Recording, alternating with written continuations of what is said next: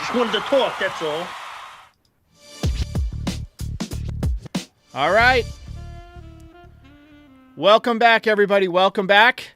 Tough day in Yankees land, Aiden. It's been a struggle today. A lot of Yankees fans very disappointed.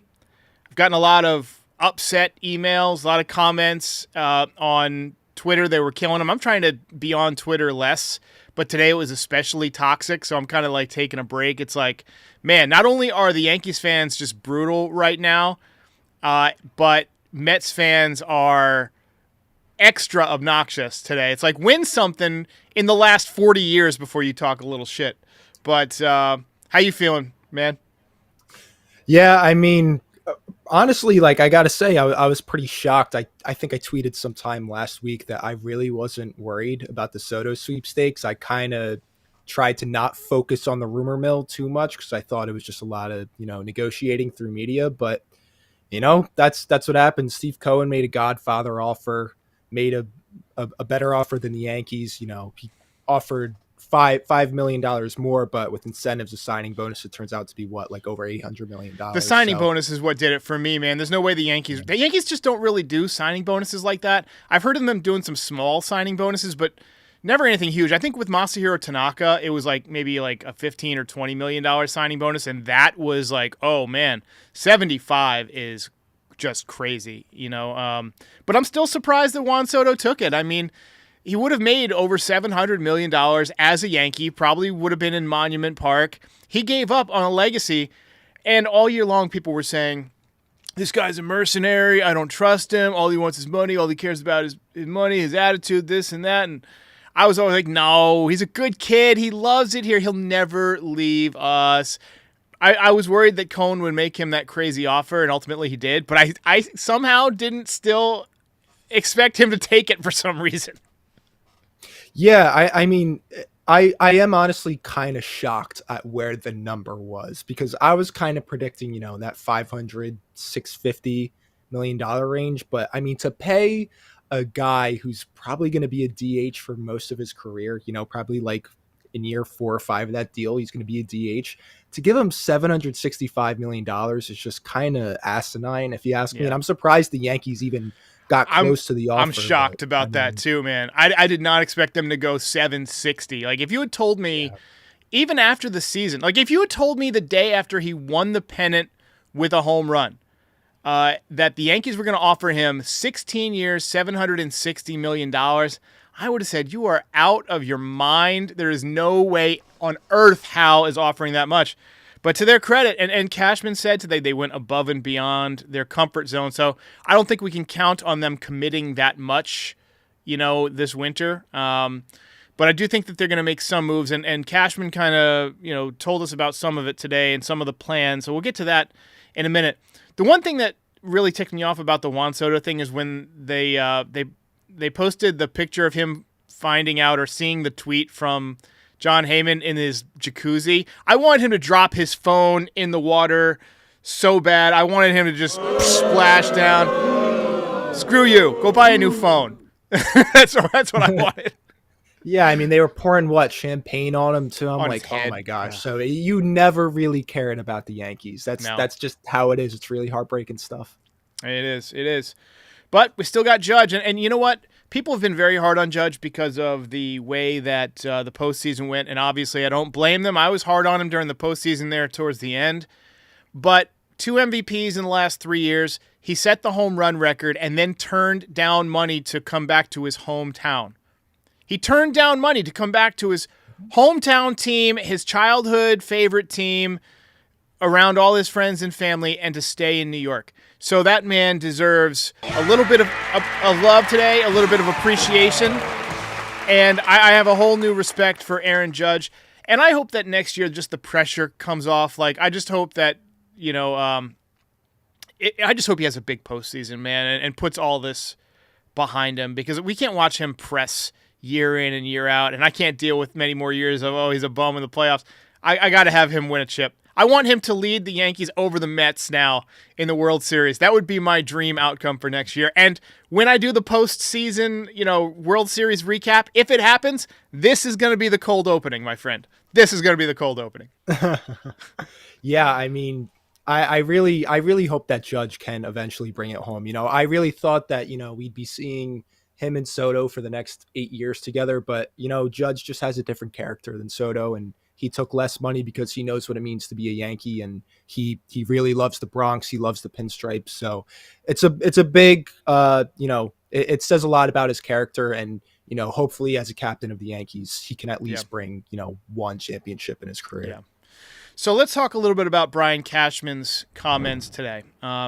He kind of spilled the beans a little bit. The first thing is that Jazz Chisholm is likely going to remain at third base. Now, we've been saying since he got traded that when they let Gleyber Torres walk, as it appears they now have, that he would slide over to second base. That's not going to happen. Sounds like he's going to remain at third base. They like his arm over there. He showed some improvement. I still think he needs a lot of work on the slow rollers. I don't know. It's just not his thing. And, maybe some of those short hops. But he did make some nice plays. He's definitely athletic. And at second base, this is something that's unusual for Cashman. You can't remember him many times saying that a rookie was the odds-end favorite for a position as big as second base. And they're saying Caleb Durbin is the favorite to start at second base, which I find very, very interesting.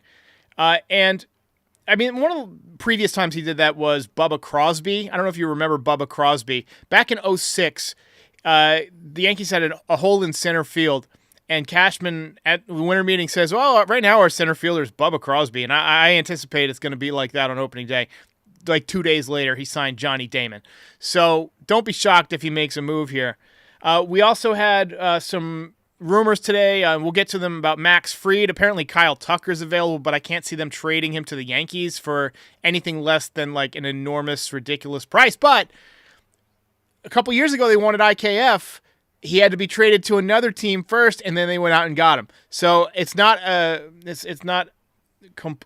don't think it's likely. I'm surprised he's on the market at all, but it's not as a non-zero chance. But let's talk a little bit about Caleb Durbin. We did an episode on him a while back, and in case people weren't watching, it was right after the season. I think a lot of people were still kind of in that baseball hangover phase and not really interested in hearing about next year yet.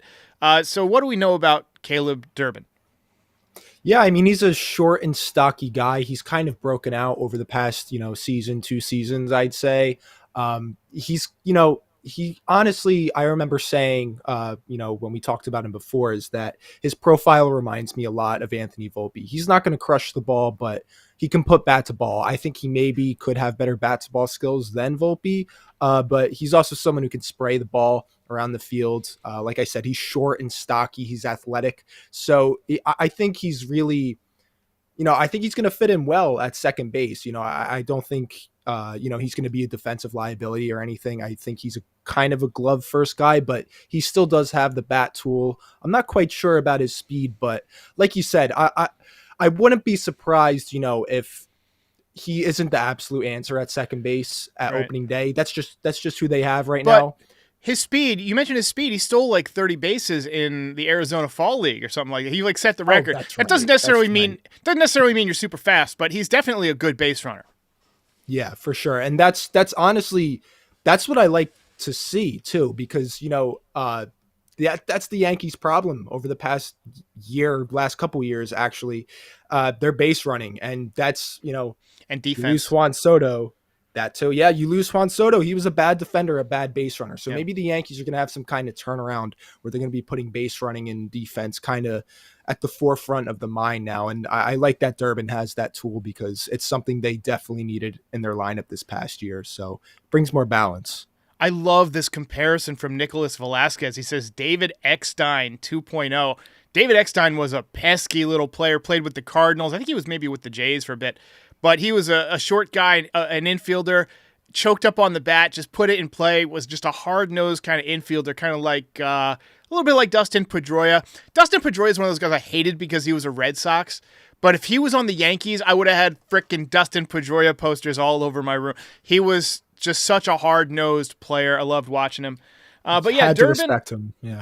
You have to respect the game. You have to respect the effort, and that's something the Yankees have also been missing the last few years. A lot of, hard-nosed, high-effort baseball. So if Durbin's one of those guys, as long as he can play a little bit, it'll help. It'll certainly be a 180 from Gleyber Torres at second base, who's neither hard-nosed as a player nor a good base runner. But I don't know if he's going to have the bat that Gleyber Torres did. But we're hearing a lot about, well, what are the Yankees going to do for offense now that Soto's gone? And the way I look at it, he did hit 41 home runs and he got on base a lot in front of Judge, but it's not like you're trying to replace 62 home runs. It's not as bad as if Judge had left, right? It's pretty bad, but the fact that he also was counterproductive on defense and on the bases, it kind of makes up for it a little bit. If you just get like a well-rounded couple of players, right, that can improve in those areas, it might win you a couple of games just here and there, win a couple of games on the bases or on defense, a ball that maybe Soto doesn't catch, so one of our younger guys runs down, right? I think that Jason Dominguez, who we'll talk about in a few minutes, has a chance to go 30-30 next year. I think he's that type of player. If he does that, it totally changes the narrative. Now, is he going to be a great defender? That's something I'm looking forward to finding out. I think he's going to be better than he was last year. I guess we'll get a good look at him in spring training. But we also seem to be looking heavily at improving our run prevention. So let's talk about Max Fried, because the Yankees have been reportedly engaged with him seriously. They've apparently had 2 Zoom calls with him already. And Brian Cashman kind of confirmed a little bit of interest, that they've spoken with him, that it was a good meeting. And then we had John Morosi tonight say that he expects Max Fried to sign at the winter meetings, and right now the Yankees are the favorite. So, Max Fried, I'm sure that we have some StatCast stuff I can pull up. What are your thoughts on plopping him into the rotation? Where do you think he fits? I mean, somebody would have to leave. I mean, it's Stroman, maybe it's Nestor Cortez. I mean, maybe they deal Clark Schmidt in the same way they dealt Michael King, like a young, controllable starter who's good to get a bat. I mean, there's a lot of creative ways, which is another thing that Brian Cashman said here. I'm going to pull up some Max Fried. Give me your thoughts on Max. Yeah, so I mean, as to where he's going to fit in the rotation, I think he'd fit in easily at the, number 2 spot there. But I definitely think that, Stroman and Cortez are on the chopping block. We've heard a lot that the pitching market is kind of crazy right now and people are really looking for pitching. So honestly, if you ask me, I think you get off of Stroman's deal while you can, or, maybe you trade Nestor, but I'd prefer to trade Stroman. But Max Fried is a great pitcher. He's had, more than a few great seasons over there with the Braves. He's a World Series champion. He's a ground ball first pitcher too. He's not really going to blow you away, but ground ball pitcher, that's what you want to see in Yankee Stadium. Doesn't allow a ton of hard contact, but he's someone that I think would pitch very, very well in Yankee Stadium, and you got to love that he's a lefty too, right? Yeah, I mean, I'm looking at his stuff, and let me just put it back up. The cutter and the sinker. I mean, lefties with cutter and sinker, who does that remind you of? Andy Pettitte, CC Sabathia towards the end of his career. That can be very effective, just keeping the ball off the barrel of the bat, and that's something he already excels at. Obviously not a huge strikeout guy, about league average with the walks, but he just creates soft contact, right? And so that means shorter at bats. That means you're not going to have as many strikeouts. I bet he could still get a strikeout if he needed to. But I really like the idea of Max Fried. I know a lot of people are super high on Corbin Burnes. I just think he's going to be more expensive. I think he's more in like the $35 million range, where I think you might be able to get Max Fried for under 30, like maybe 28, like more Carlos Rodon money.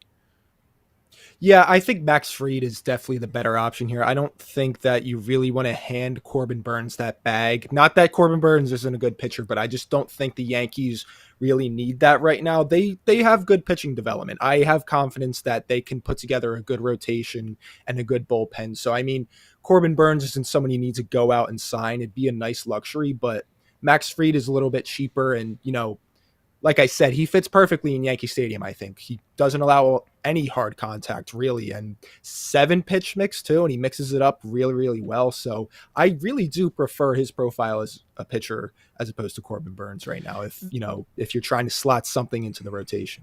The thing that worries me about Burnes is he's a power pitcher, right? And as those guys age, a lot of times there's that adjustment period. You're counting on that year where, well, it's just the power pitching isn't just working. Now, it does help that he's a cutter guy also, right? So, he can also pitch to soft contact. His strikeout numbers have been coming down year after year, so maybe he's kind of pitching like Max Fried a little bit, where he's pitching to more contact. But the velocity has also dropped the last few years. That worries me, right? And he's on the wrong side of 30. So, I mean, they're both on the wrong side of 30. But I'd rather have Max Fried, if you ask me. I think he's a little cheaper. That allows you to address some of the other issues. Let's talk about the remaining openings. So if we're going to assume that Jazz Chisholm is your third baseman, Caleb Durbin is your second baseman, that leaves one outfield spot, either left field or center field, with Dominguez taking the other spot, right? And then first base. Okay? So give me your thoughts on Bellinger for either one of the outfield spots or first base. Maybe Bellinger and Christian Walker. It'd be a nice combination. Bellinger, Christian Walker, and Fried. It might be a little bit more than Cashman wants to spend, but if you're willing to offer somebody $760 million, you can't tell me that you can't afford to do that. Yeah, I mean, I'm not entirely sure about Christian Walker. I do really like him as a player, but he is definitely on the wrong side of 30, so that kind of makes me very wary of him. Cody Bellinger, he's not like my favorite player in the world, but I still like him. He doesn't hit the ball very hard, but he does everything well.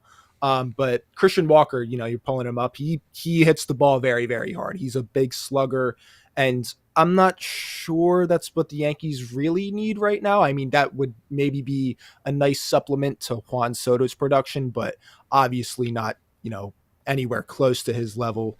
But I think Bellinger and Walker, that would be two interesting acquisitions. I know I've seen some smoke about the Yankees really being interested in Teoscar Hernandez as well, and that kind of excites me a little bit. I really like him as a hitter, and he killed us in the World Series. But Jurickson Profar too. He's on the market too. He had that great breakout year this season. Yeah. He's a big contact guy, does not strike out. You love to see that. And switch hitter like Bellinger. Yeah, like Bellinger, he can play kind of anywhere too. So I think not a good outfielder though. Look at his range. Look at his he's even worse than Soto out there. Yeah, but I mean that seems to be like I think maybe the Yankees are kind of going for more versatile guys that can kind of play anywhere. That's what you get out of Bellinger, Profar, and I think even Caleb Durbin has some experience in the outfield as well. So it's really interesting to see who the Yankees are kind of looking to put into the lineup right now. That is something that interests me, is that they seem to like guys who can do a lot of things rather than somebody who's really good at one thing. We had this phrase when I was in marketing where we were talking about, let's do this and let's do this and let's do this. And I would always try and center people back in these meetings and say, hey, let's do one thing really well instead of doing 8 different things, halfway, right? Let's do a couple things really, really well. So I prefer somebody who's like rock solid at a position. I think that's one of the reasons I like Cody Bellinger, and I think the Yankees should pick him up. And I'll pull up his StatCast too, because he's rock solid at 2 positions, at first base and in the outfield. 2 spots where the Yankees need something. And there's no doubt that they need left-handed bats too, because you lost Soto, you lost Verdugo, not that he was that great of a left-handed bat to begin with, and you lost Rizzo. So 3 guys that they were counting on last year are now no longer on the team. You got to replace those bats. Dominguez can hit from the left side, so you don't worry there. I think he'll replace Verdugo adequately. Austin Wells, I think, will have a nice second year. He looked great in the middle of the season. I think he found it towards the end of the World Series. He started to finally get on top of that high pitch, but they still need one more. And I would take Bellinger, even with his subpar StatCast numbers, over what Rizzo gave us this year at first base by a mile. I mean, and then if something happens to Bellinger, because he seems to get hurt, at least once a season, then you got Ben Rice, who was more than serviceable in a brief stretch, and he gets a little bit more development time next year. And Bellinger's got, 1 year, then he can opt out. So if he has a good year, maybe he opts out, maybe you don't bring him back. But I caught some flack the other day for saying that he sprays singles because he hit 47 home runs one year. But that he is a different player now than that guy. He had shoulder surgery. He changed his swing. He's not a power guy anymore. I think what you saw in 2023, 26 home runs, is about his ceiling right now. He was playing for a contract. He hit 307. Last year, I think, is more along the lines of what you're going to get, about 260, 270, 18 to 20 home runs, maybe a few more in Yankee Stadium, but solid D, good base running, great clubhouse guy. I'm all in on Cody Bellinger, especially, get this, if they're willing to include Nico Hoerner, which I'm hearing is a possibility because the Cubs owe so much money, right? They're willing to perhaps include either a prospect or another solid, position player to dump that $27 million. They want to reset a little bit. They want to be active in free agency and get some different guys for their new manager. I think that some kind of a deal for Nico Hoerner and Cody Bellinger would not surprise me.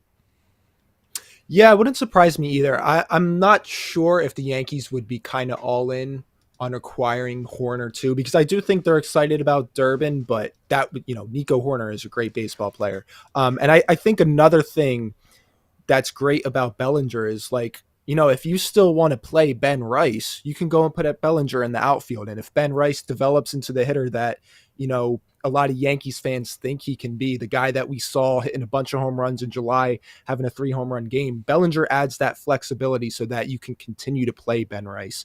And then you see Hoerner there. He's also a bat to ball guy. That might be what the Yankees are targeting right now. You see he's in the 99th percentile of his K rate and whiff rate. That's a beautiful thing to see. And let me interrupt you for a second. The two biggest weaknesses that we just talked about, base running and fielding. He's in the 92nd percentile in base running and the 88th percentile in fielding. Sprays the ball all over the place, ton of doubles. He hits the ball on the sweet spot. And he chases a little more than you'd like. Doesn't have a lot of bat speed, but he's a contact guy. So, he's like a Steve Sachs type. I know that's before your time. That was early 90s. He was also on The Simpsons, and he's wanted for multiple counts of murder in Springfield. But he was other than forgetting how to throw the ball to first base, he was a nice little player. I feel like Nico Hoerner could be Steve Sachs 2.0, and he's only 27 years old. Hoerner and Bellinger, I would be willing to give up a nice little package. I would be able to part with a Spencer Jones for that package. Maybe Spencer Jones and a lottery ticket. One good prospect, one lottery ticket. When I had Patrick Mooney on the other day, he's a writer for The Athletic who covers the Cubs. He said that the Cubs would be interested in some of the Yankees middle of the farm system, solid arms, some of these college guys they just drafted, Hess, that type of thing. I could see that too. I could see a Will Warren being part of the deal. I want no part of Will Warren. To me, he's ass, but I would have no problem dealing him. And I know that you love Will Warren. He's your best friend, but I think he's ass all day. He's dookie. Yeah, he did. Will Warren did not, give out a great showing, but you're kind of right that the Yankees and Cubs aren't unfamiliar with each other. They've done business a lot together, and I think they both kind of like each other's pitching development as well. We've seen them trade pitching a lot, with Scott Efros for Hayden Wesneski. Stroman was on the Cubs before he came to the Yankees, so I definitely see, if there's a trade for Bellinger and Hoerner, that there's going to be some Yankees pitching prospects involved, and maybe even Nestor Cortez, who knows. Yeah. What about Garrett Crochet? We've seen him mentioned a lot. I'm going to pull up his StatCast numbers too. We can talk through that.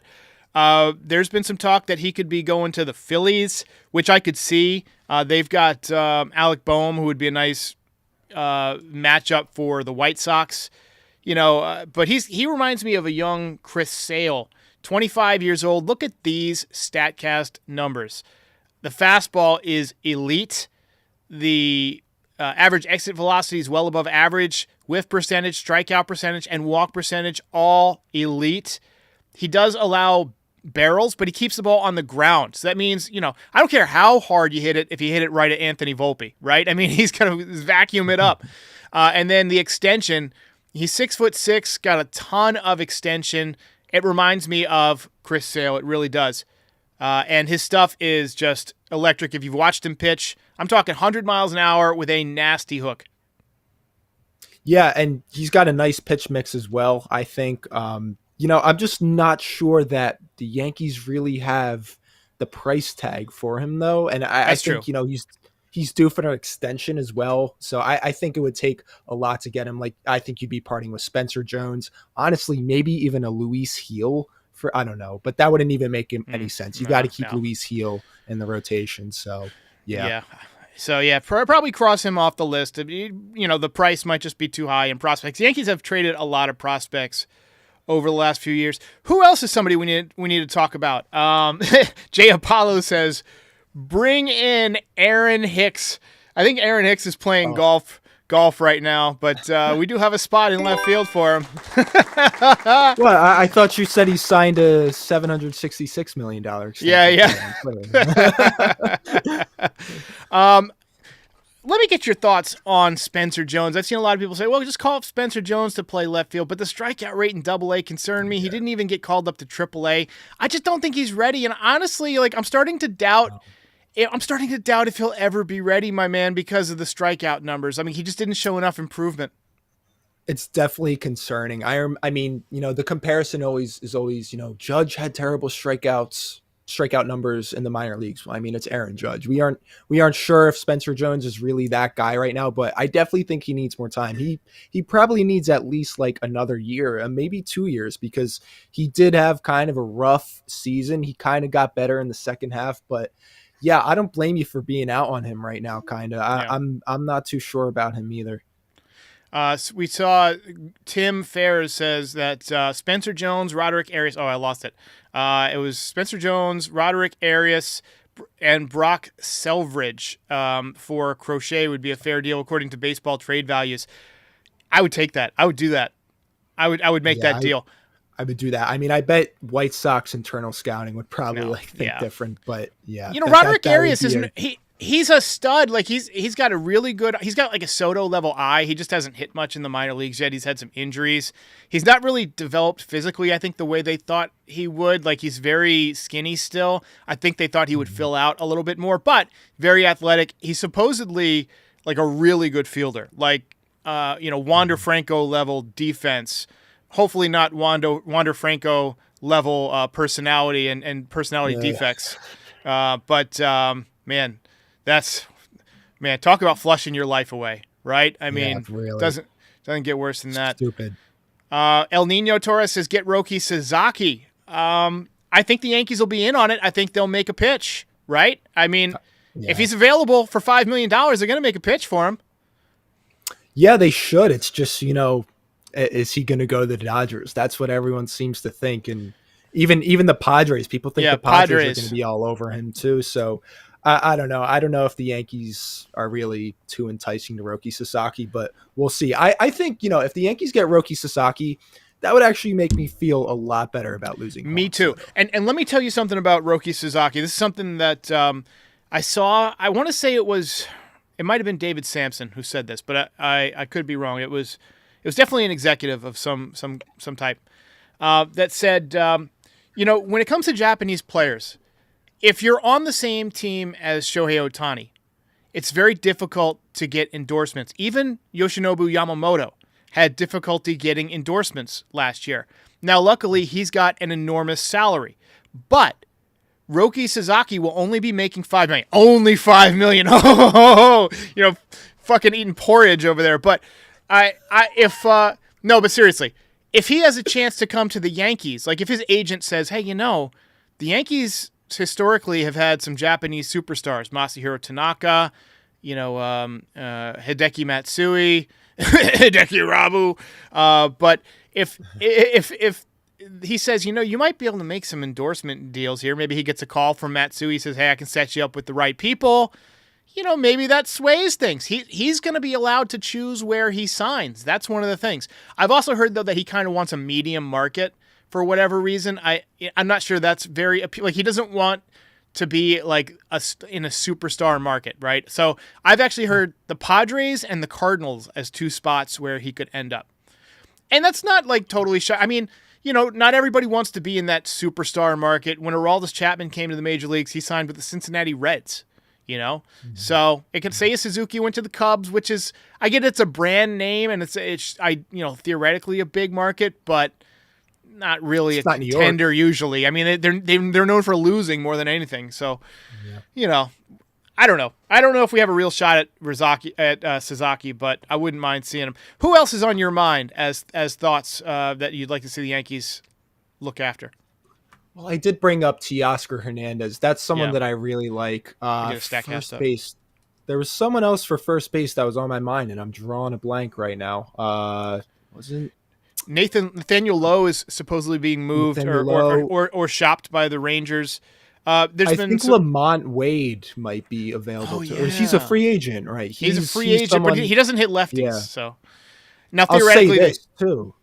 I'll say this: Carlos Correa could maybe be available. let's talk about Carlos Correa. Let's talk about Carlos Correa because Joel Sherman brought him up. I asked Sherman to come on the show not long ago, and he declined. I think he was busy, but I respect Sherman as much for his baseball acumen as any man alive. And he suggested Carlos Correa because he's on a 4-year, $25 million deal at right now, and the Twins have had some issues with their finances, their regional sports network. They could be looking to unload some money. Maybe you can get him for pennies on the dollar. I mean, I say pennies on the dollar. I mean, what I mean is like basically no prospect that's worth anything. He comes in and he plays either second or short or third, and allows you to reconfigure your infield a little bit. He adds defense. I haven't looked at his numbers in a while. I know he has had some good numbers in the past, but he's also had some ankle stuff. So let me just pull him up real quick. But what are your thoughts on Correa? Yeah, I mean, like you said, he's got 4 years left, only $25 million a year. I would take that for Carlos Correa. Obviously, he has his injury concerns, but, that's kind of a risk you want to take with a player like him. And he hasn't been exactly himself, the 2 prior seasons, but he had a great year this year. And something that I love about him is his postseason experience. He is a playoff riser. So that is someone I would want on the New York Yankees. He's not Juan Soto, but he's kind of damn near close it, postseason wise, and he can really hit the ball. His StatCast looks great. He's still a great fielder as well. Not the best base runner, isn't exactly fast, but if Carlos Correa were in pinstripes, I'd be absolutely elated. And honestly, I don't think I would care if Juan Soto left that much if, you got Carlos Correa playing second or shortstop. Carlos Correa, Cody Bellinger, Max Fried, and a couple of relief pitchers, maybe Tanner Scott, maybe you bring back Tommy Kahnle, Tim Hill. To me, that's a solid offseason. That's God mode offseason. I'm trying to figure out, what caused Correa to miss 200 at-bats this year. Was it the ankle that was causing issues? Nicholas Nyman says Correa is like Trout. Is he broken? I'm not sure. I know that the Giants backed out of a deal with him. So I'd be interested to find out what caused him to miss so much time this year. It was like Fox Sports was telling me his foot, his hand, his wrist. Oh, Jesus. Intercoastal. Sounds like a Yankee. Sounds like a Yankee already. Yeah, it sounds like Giancarlo Stanton, but hey, if he's healthy for the playoffs, who cares, right? Carlos, next man up, Correa. We'll take a look. Honestly, if they got Correa, we've been talking about him since 2020, man. It seems like every offseason his name comes up. I wouldn't hate it. I mean, Soto leaving creates a vacuum, right, offensively. And anybody we can get to improve that offense, he's a 310 hitter, 388 on base percentage, 905 OPS. That's not a huge decline from what Soto gave you. I mean, it's a decline. The 200 at-bats are a problem that he missed, but he's good when he's in there. Good bat speed, in the 74th percentile. So we'll see. And the one guy I want to talk about, finish off, and I've already kept you longer than I said I would, but the Martian. There's a chance for Jason Dominguez next year to make a lot of people forget about Juan Soto. I was hoping that we would see Juan Soto and Jason Dominguez play together for years and, watch basically Dominguez become a switch-hitting version of Juan Soto. We've seen the way he takes pitches. I don't know how to explain his outfield issues when he came out. I mean, he looked fine in the outfield last year during his brief time. He's looked great in the minor leagues in the outfield. I don't know if it was like the double deck syndrome. Have you ever heard of double deck syndrome or triple deck syndrome? It's like kind of like the jitters almost. So when you're in the minor leagues, there's typically like one deck, like maybe sometimes two at some of the bigger, nicer minor league ballparks. You get to the major leagues, and there's that third deck, and it affects the way the ball travels, and it affects the way you see it because it's lost in the shirts a lot of times. And so some guys struggle with that when they first come up. And I think what happened was there was one where he lost it maybe in the sun in Seattle or in the shirts or whatever. And then he lost one in New York, maybe in the lights or the third deck. And that kind of created a little bit of like the yips almost, where he was just like unsure of himself. So, I mean, all I've heard is that he's working real hard in the outfield this winter, like working on reps, trying to get better defensively. I don't know what position, whether he's doing center field, left field, whatever. But I'm confident he'll bounce back a little bit. He just needs like regular reps out there, and I think he'll be better because he's a great athlete. He's been playing the outfield his whole life. It's not like they just stuck him out there from second base or something, right? He's fast. He can run down balls with his speed. He uses a glove the size of a damn laundry basket, and he's got a great arm. He also didn't hit much from the right side this year, but he has in the past. Like, he's shown it. Remember when he first came to spring training a couple years ago, he hit like 4 home runs right-handed. He's got the power, and he can do it. And what I saw from him right-handed was a guy who took a lot of pitches. He wasn't a great hitter right-handed, but he was having great at-bats right-handed. Mm-hmm. I think he's going to step forward next year and be, once again, a Yankees Rookie of the Year candidate, if not the winner.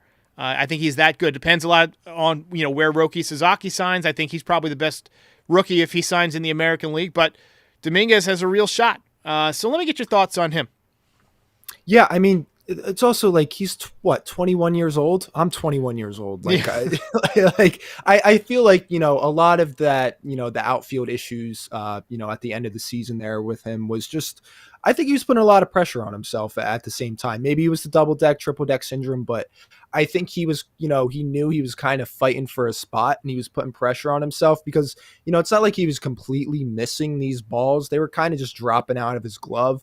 And, I feel like, as he was coming up through the minor leagues, we never really heard that, he was like a bad fielder or anything, or that he was a liability out there. He's a center fielder too. So, I mean, he's got range. He can go out and get those balls. And I honestly do hope that he does play center field, because I would rather Judge move over to right field and kind of preserve his body a little more. And he's just also not that great of a center fielder. He's a better right fielder, but I think the Martian just kind of needs reps as well. Like you said, he was seeing a lot of pitches from the right side. I think he's kind of getting used to left-handed major league pitching there.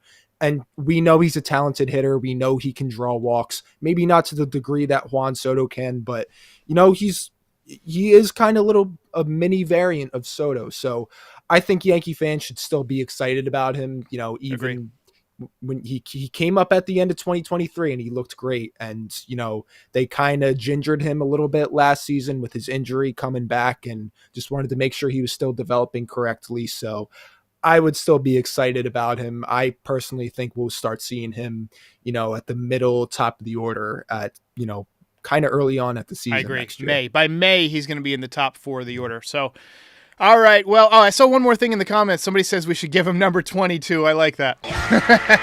Anything better than 89. I don't know. That number's kind of cursed. Jacoby Ellsbury, Bader, now Soto. I don't know. That's a good point. Jimmy Key wore number 22, and Max Fried has been compared to Jimmy Key, so maybe you give it to Max Fried, right? I can live with that. Maybe. I can live with that. All right, we're going to wish Aiden luck here on the rest of his exams and so forth, and we are going to jump over to the voicemails. Aiden, appreciate you joining tonight, and we will see you when we see you. Hopefully we'll have some news, and we're going to jump over to the voicemails. Appreciate that, Aiden. Thanks for having me. See you soon. All right, let's go ahead and get to some of your voicemails. Shane Johnson, first of all, with the Super Chat, says, Michael K. says the Yankees could have matched. Here's the problem with that. I think that Steve Cohen would have just kept on going. I think if the Yankees match Steve Cohen, I think he just ups it a little bit more. All right, so once again, I have not listened to all of these. I tried to read the transcripts, so if some of them don't sound great, apologies. I'll move on quickly. Yeah, hey, what up? This is Joe from Chicago. I'm happy that, I wish Juan Soto the best. He did really good for us. I'm not going to knock him. He's a really good player, but $765 million is too much. Maybe we need to go ahead and invest in get some time there. Maybe we'd make a trade for Correa, put him at third base, move Chisholm over to second, or just keep Liberatores 1 year to one proven year. 2 more pitchers, and I feel like we got a world. We're already a World Series team, so shout out to Soto. You were good. Thanks for helping us out, but on to the next. Yeah. You sound a lot like me today. Like your voice sounds a lot like I sounded this morning. Just disappointed. I feel kind of like I got dumped, right? I mean, I feel like Juan Soto dumped the Yankees and, in essence, dumped all of us and all the fans who've been saying all year to pay him his money. And you know what? We tried.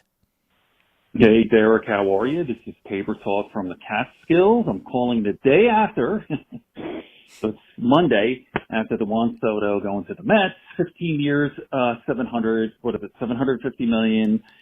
Yeah, this is awful, but I agree with you. I think we're going to get through this. By the way, I'm going to listen to your voicemail the day after right now, but, F Juan Soto, I totally agree with you.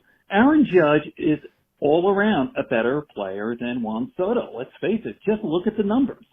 The numbers are right there. Look at 24. Look at the numbers. Judge is 58 home runs. Soto 41. Judge is average. I don't have the numbers in front of me, but Soto ended up at 288, 109 RBIs. Look at every single category. Judge is much better. OPS, everything. And like you said, the only thing that Soto has on Judge's age, all right? So Soto's 25, right? Or just turned 26, right? So he's a younger guy. He's more valuable. I get that. But Juan Soto's not a great outfielder. He's just not, So this is, I kind of feel like, and speaking of getting dumped, I kind of feel like we got dumped and we're being like, well, she was ugly anyway. That's what I feel like. Hey, Derek, this is David from Texas, longtime Yankees fan. And I just wanted to say that I am not upset with Juan Soto leaving this team at all. If I'm watching the reaction show of some of your voicemails now, and I'm seeing the fact that people don't remember that the dynasty teams all had people in their lineup that played each position perfectly. Yes. Had great defense, great pitching. There was no big names on that team. That's other than Derek Jeter and Mariano Rivera, obviously. But, they didn't have perennial all-stars at every single position. You're right. Good baseball team. No one ever remembers that. I just wanted to say. Appreciate that. Yeah. So they early on in that dynasty, they called them the no stars team. Now, apparently, over time, winning World Series makes you into stars. We had Jeter and Rivera obviously become humongous stars. Andy Pettitte became somewhat of a star. And then obviously we added in Roger Clemens in 99. He was already a star.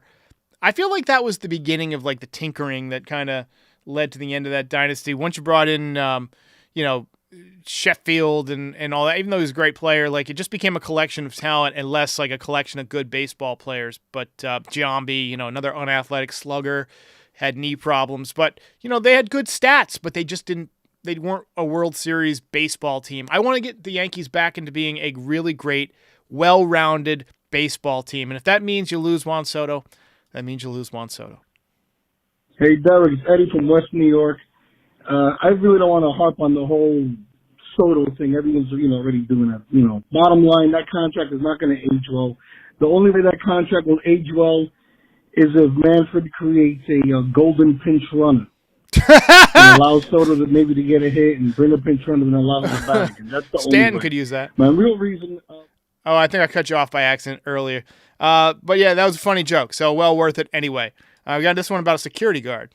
Hi, Derek. It's Dallas in Tampa. I've called into your show a few times. So I just saw something from John Heyman regarding Juan Soto being mistreated, or his family being mistreated by a security guard, apparently, for the Yankees. Now, I don't know how true it is or when it happened, but whether it happened at Yankee Stadium or Steinbrenner Field, but I just want to say I worked with the security firm that operates Steinbrenner Field for 3 seasons. And I just want to say, not for 1 second do I believe that that firm that I worked with would ever treat Soto's family or him the way that he was allegedly treated, according to John Heyman. I know those guys. I worked hand in hand with the owner of that company there, and no way. I don't buy it for a second. It had to have been a guard in New York, but if that was really the reason why Soto didn't sign, that blows my mind because... Yeah, the reason Soto didn't sign with the Yankees is because the Mets offered him a $75 million signing bonus. It's really not a difficult thing for me to wrap my mind around. $75 million signing bonus. The Yankees weren't offering that. I mean, $75 million in your bank account by this weekend. I mean, what 26-year-old kid would say no to that? Now, I just got an alert here, a little bit of breaking news, that the Yankees have reportedly expressed interest in trading for Nolan Arenado. He is 33 years old. I've seen a lot of Yankees fans reference him. This does not jive with what Cashman said just mere hours ago, that Jazz Chisholm would remain at third base. Arenado is a third baseman, but he's a world-class third baseman. Still a contact hitter at this point in his career, although the numbers are getting worse. Doesn't walk a ton, but he's good at avoiding strikeouts. He does square the ball up. Does not hit the ball well to right field. Look at that. He only hit like one ball even fairly deep to right field at all season. So he's a dead pull hitter. I don't love that. I think he'd be a better fit elsewhere. I don't love this move. So I hope that's just a rumor.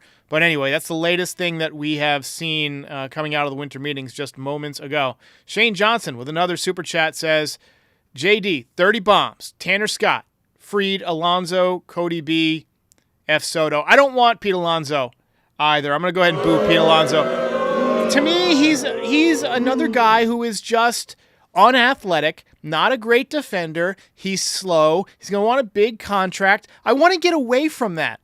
I would rather have Bellinger at first base and let Dominguez play the outfield and then go get like somebody like Jurickson, Profar, at least a switch hitter, can run a little bit for the outfield, even though he's not a good fielder.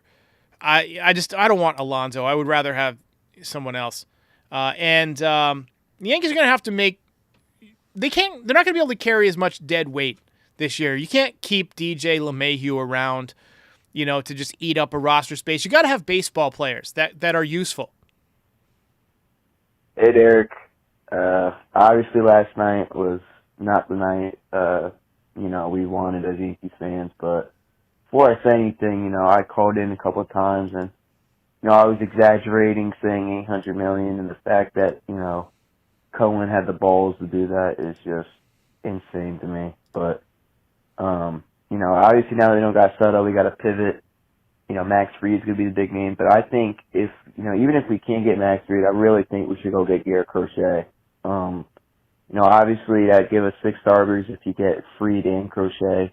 I think Schmidt has some good value. Maybe go trade for a bat, and Cortez, could package. But I really think we should go get Crochet. I think he's the best pitcher on the market, including Max Fried.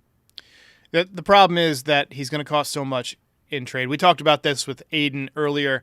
The price is going to be astronomical. I'm not afraid of paying it if it's not Dominguez, basically anybody but Dominguez. The price will be astronomical. Hi, Derek. This is Booker. Good morning.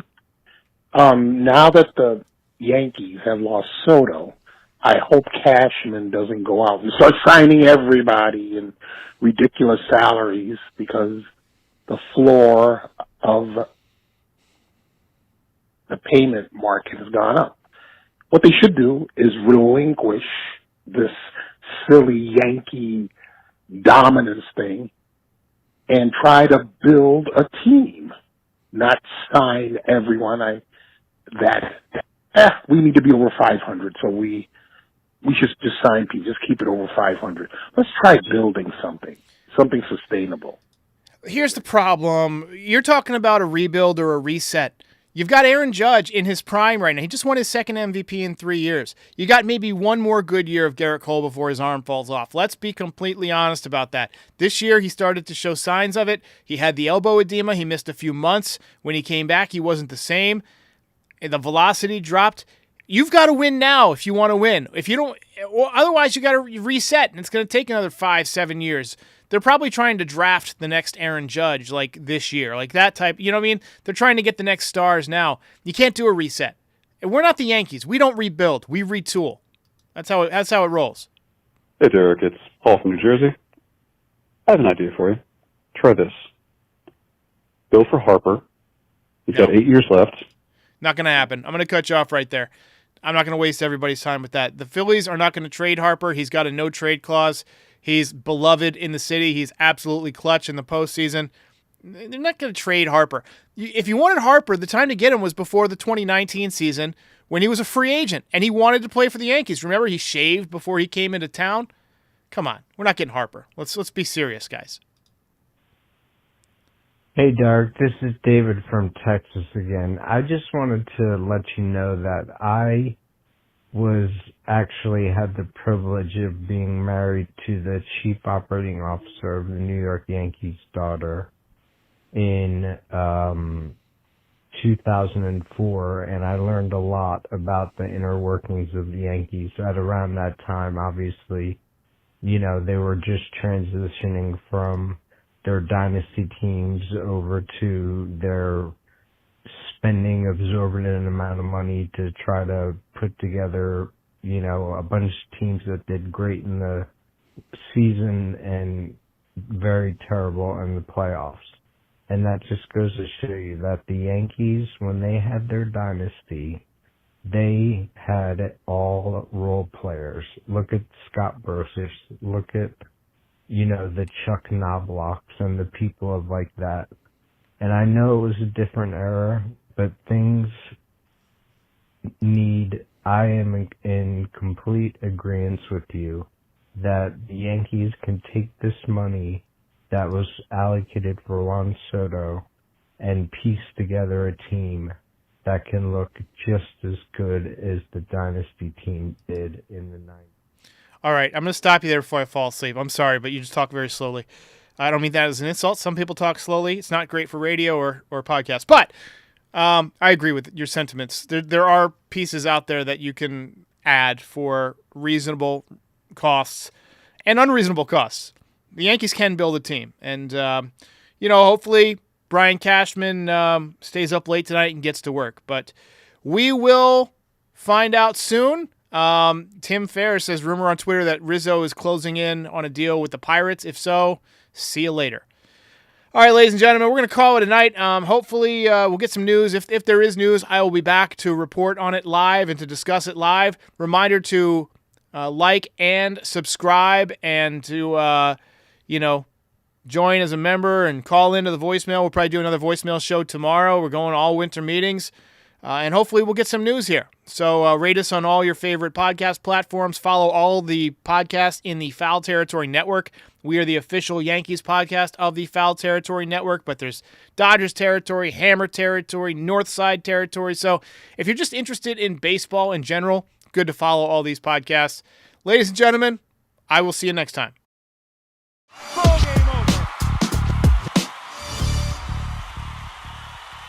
If you enjoyed this video, please drop a like and give us a subscribe. It helps other Yankees fans find the channel. We're also on all your favorite podcast platforms and social media. Join the community, have some fun. We're here after every game. This is Pinstripe Territory.